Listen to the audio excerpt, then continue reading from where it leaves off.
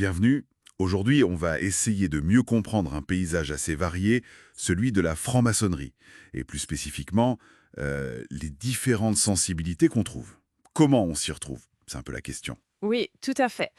Et pour commencer, peut-être juste un mot sur ce qu'est une obédience. En gros, c'est une sorte de fédération de loges maçonniques, D'accord. souvent au niveau d'un pays.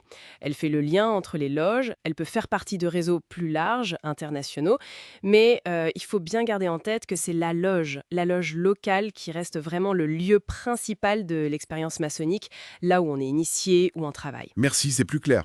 Alors justement, on entend souvent parler de, disons, deux grands courants, deux sensibilités principales dans ces obédiences.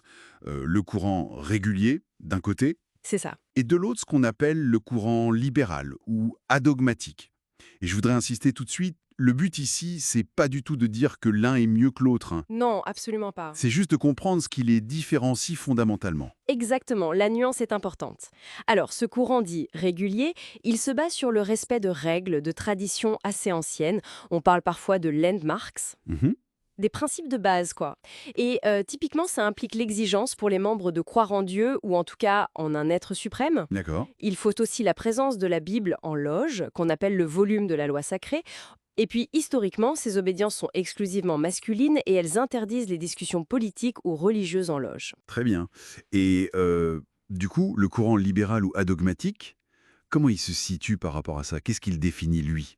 Alors là, le point central, vraiment, c'est le principe de liberté absolue de conscience. Ah oui. Contrairement au régulier, il n'y a pas d'obligation de croire en un être suprême ou en quoi que ce soit de spécifique d'ailleurs.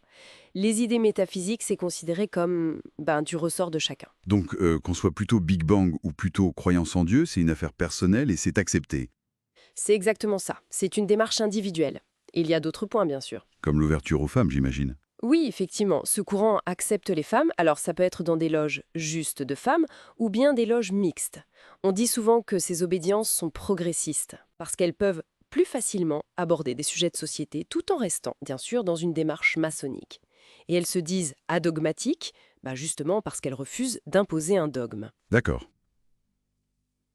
Est-ce qu'on pourrait avoir un exemple pour illustrer un peu cette approche libérale et adogmatique, pour que ce soit plus concret? Oui, bien sûr, on peut regarder par exemple le Grand Orient de Suisse. C'est un cas assez représentatif de ce courant. Et son engagement au niveau international, ça montre aussi son sérieux, son insertion dans un réseau qui partage ses valeurs.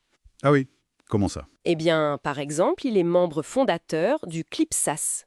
On prononce CLIPSAS, oui, qui est le centre de liaison et d'information des puissances maçonniques, signataire de l'appel de Strasbourg de 1961. D'accord. Il participe aussi aux travaux de l'ECOSOC, qui dépend de l'ONU, et à ceux de l'Observatoire sur la dignité humaine. Et puis, il est aussi membre fondateur de l'Union maçonnique européenne et de l'Union maçonnique libérale internationale. Donc, toutes ces affiliations, ça a un sens, ça veut dire quelque chose. Oui, absolument. Ça regroupe des obédiences qui sont reconnues comme sérieuses et qui travaillent ensemble pour promouvoir et défendre leurs valeurs communes. On peut voir ça un peu comme une bonne boussole, si vous voulez. Mhm. Ah, dire, c'est intéressant et ça illustre bien cette liberté de conscience dont on parlait. Au sein même de cette obédience suisse, on peut trouver des loges qui choisissent de travailler avec un livre sacré ouvert et d'autres qui préfèrent ne pas le faire. Ah d'accord. Et de façon plus générale, le fait que de grandes obédiences, qu'elles soient régulières ou libérales, se reconnaissent entre elles, c'est souvent vu comme un gage de sérieux justement. D'accord. Alors, si on essaie de synthétiser un peu tout ça, qu'est-ce qu'il faut retenir principalement? L'idée clé, je crois, c'est qu'il n'y a pas de bonne ou de mauvaise maçonnerie, pas de voie supérieure. Non, c'est ce qu'on disait. Voilà. Cette diversité de courants, ça reflète simplement différentes sensibilités, différentes manières d'aborder les choses. Le choix d'une obédience, ça va vraiment dépendre des attentes de chacun, de son rapport à la tradition, à la spiritualité, à l'engagement sociétal aussi. Donc, pas d'hierarchie, c'est vraiment une question d'affinité personnelle en quelque sorte.